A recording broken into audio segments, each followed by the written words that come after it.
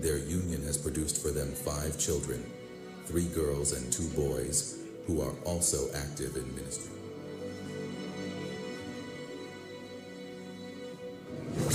Ladies and gentlemen, with a standing ovation, let us all honor and welcome the anointed woman of God, Pastor Julienne Vana, to this pulpit and altar.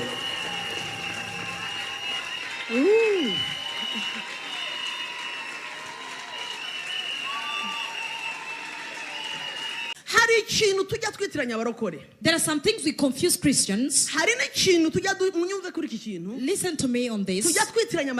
We confuse prayers. amasengesho yego ari uburyo bwinshi hari amasengesho ya spiritual warfare cyangwa intambara y'iki y'umwuka hari devotion amasengesho yo ku hari amoko menshi amasengesho hari amasengesho ubwoko bwa muri butanu naje kumenya ko amasengesho cyangwa ikintu gikingurije ijuru hejuru y'ubuzima bw'umuntu I tell you uku niko kuri na Bibiliya bivuga ngo umutima umenetse now I have ntabwo witeka azawirengagiza umutima umenetse wibaza ngo umutima umenywa n'iki umutima umenywa na worship umenywa no gushima ibintu birakugarije you have guhituza ugahera ko kanya uti mwami urabona ibi nibi Imana ndababaye cyangwa tutanga intambara y'umwuka mu izina rya Yesu ndavunagura ndacagagura ndaguciye umugongo nguciye agatwe nkukuye imisatsi. It is good. You're praying. But urebe imisozi, urebe ibishanga, urebe amataba, urebe hejuru no hasi aho mucanya n'umwana. Iyo umizanye dore ikintu kijya kimfasha buruko ngiye kuramya Imana ntabwo mpera uyu munsi mpera kera nkabizana ku rupapuro nkavuga ngo nje kukuramya dore ibyo mfite imbere yanjye nkabiryamaho nkaramya nkavuga ngo urakoze ko mfite imyaka 2 bambwiye ngo ibi nibi byarabaye ku myaka 5 byagenze gutya ntabwo wandetse mfite imyaka 7 cyagiye bigenda gutya na gutya na gutya ku myaka 10 mbere y'Imana n'ubuhungiro ku myaka 13 bampaye amakuru narimo ndava hana nta bigenda gutya ku 15 ari ntangiye gukura ndibuka amajoro nagenze ntarakumenya ndibuka ibicuku nagenze ntarakumenya ndibuka inzira zose z'aba teenagers naciyemo ku myaka iyi ndabizana nkabizana umva babwire bijya kugera hagati ntarasoza ikibazo ntarakigeraho umutima wamenetse narize umwuka wera akahita kuzanira amarevelation daca marira reka kura y'ibintu igihumbi ufite bishimira Imana bikurura neza uti rya joro ndabyibuka yamanywa ndayibuka ndabireba neza aho bampambye haba hari bagiranye ndibuka igicuku umwami ndibuka bya bitondo ndibuka ntarakumenya umucyo urandasira niki cyantandukanya n'urukundo rwawe nje gushi uziko uko ugenda ushima niko Imana ikurahagaho ku maso niko umva gushima kwagura urukundo rw'Imana muri wowe ni nayo revelation ikomeye ihishura Imana yari yo mu buzima bwawe. Umutima w'indashima ni umutima uhora umeze nka mukushi ntubona inzira hano hose. Umva nkubwire nushaka kuzimya umuriro wakubanye mwinshi w'ibibazo uzawuzimya ushima. Paulo na Sila bazamura amajwi ivuga ngo haleluya barayazamura hagati mu gicuku amaboko afunze babafunze kandoyi bari hasi udutuza turababara imbavu zirababara bararebana bati nubwo tubabara hari kode twamenye mu gicuku bazamura amajwi batangira gushima batangira kuramya batangira guhimbaza amajwi arazamuka umubiri urababara amajwi arazamuka agatuza karababara amajwi arazamuka imibiri irataka amajwi arazamuka bagiye kubona Bibiliya iravuga ngo marayika ushinzwe amashimwe mu ijuru abaramanutse bagiye kumva bumva imiryango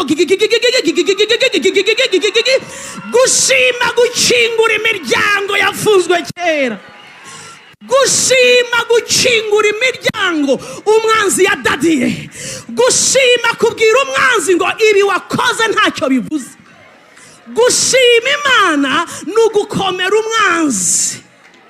Le puta lezo lebeneo zaya. Ngirira ukwegereye ngo ufite impamvu zishima. Mumbarize ngo guhera mu kwa mbere gusa habaye ibingana iki, ababwiwe ngo rest in peace bangana iki, abari rusororo baharyamye bangana iki, abavuye mu mubiri bangana iki, kuba duhari zamurijwe uvuge ngo urakoze Yesu, ongera uturakoze Yesu, ongera uturakoze Mwami. Ijwi ryawe riri hasi uvuga ngo urakoze. Le palado sete le balahada. Impamvu zishima nizo zikingura imiryango yakinzwe. Turi mwene Dawidi, ndabizi uri umwami bataramenya ko uri umwami w'abami. Nje nkuramya, nje ngushima. Tera umugongo ibyigize idol, ibyaba ibigirwamana mu buzima bwawe. Bitera umugongo. Jesus. Nari mvuze gute? Tera umugongo. What is an idol? Ikigirwamana niki? Umva ukuntu hano hambwiye ngo it's a thing that is greatly loved. Idol ni ikintu, it's a thing that is greatly loved and admired. Ni ikintu ukunze cyane and admired. Urebye wadmirinze.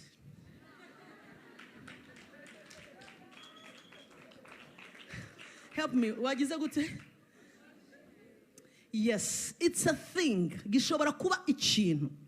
Niko basobanura idol. Ni ikintu uba wamaze kuminuriramo umutima wawe kigafata intebe mu buzima bwawe. That's an idol.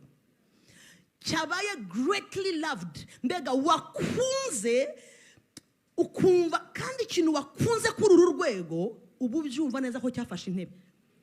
Turi kumwe? Bakanavuga ngo or an image that is worshipped as a god.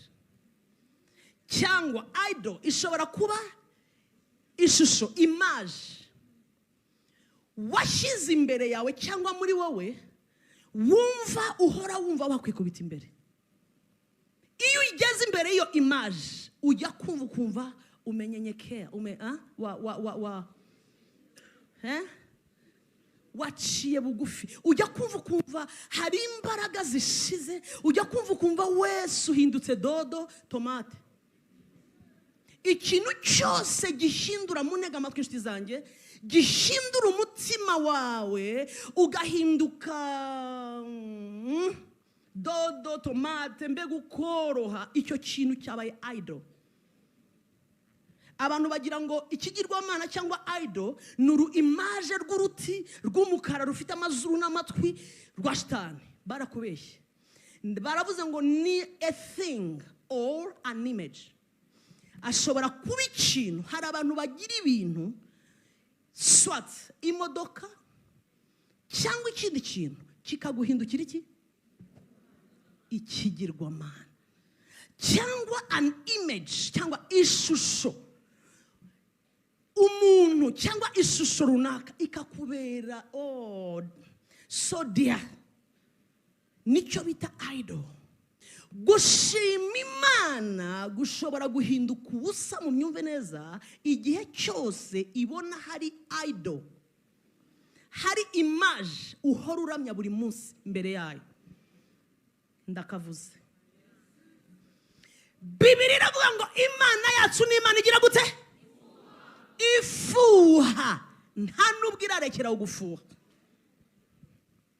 Reka mbibibutse bakristo, Imana irafuha igihe cyose hari idol, image runaka, a thing, ikintu gifite umwanya in your heart, in your family, mu kazi kawe, warakiminuriyemo, hey, dore mbabwira ikintu kimwe gikomeye.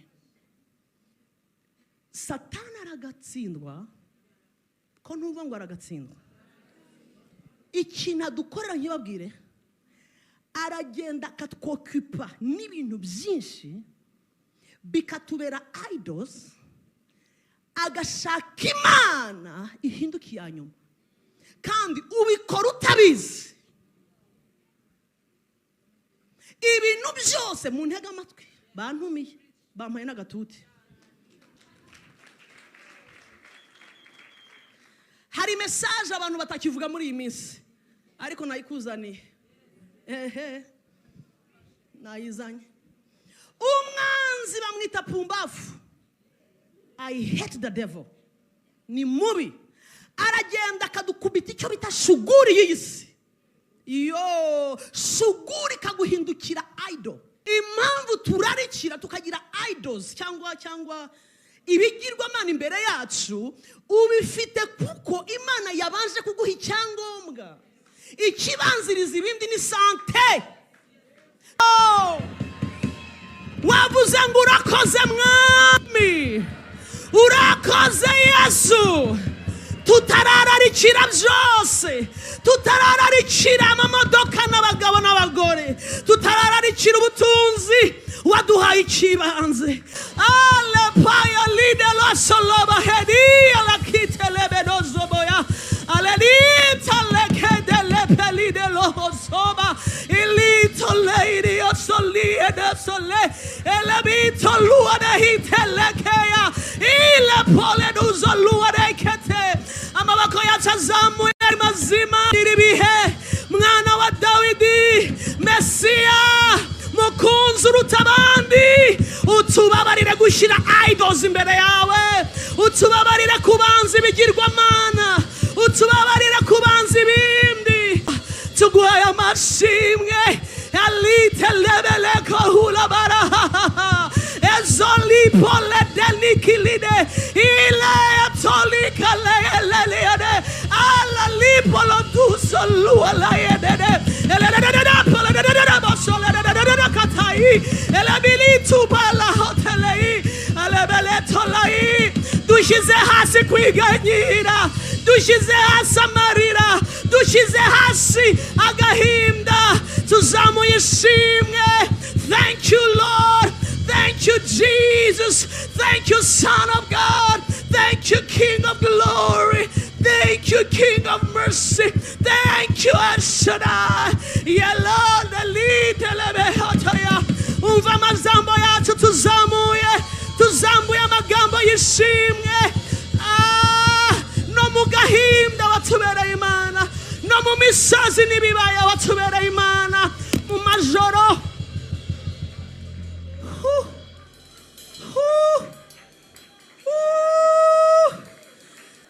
Thank you Jesus. Urakoze kutubabarira mu byaha byose twaciyemo, urakoze kwizerwa. Thank you Jesus. Yes. Ninde ufite impamvu zishima?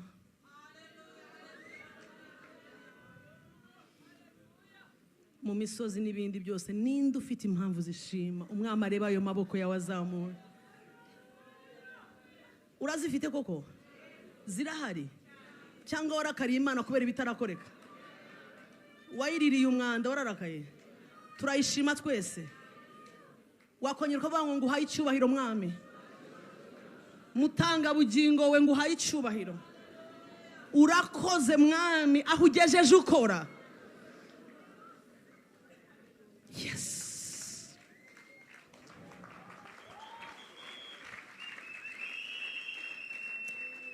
Imana ibaho umugisha mwinshi.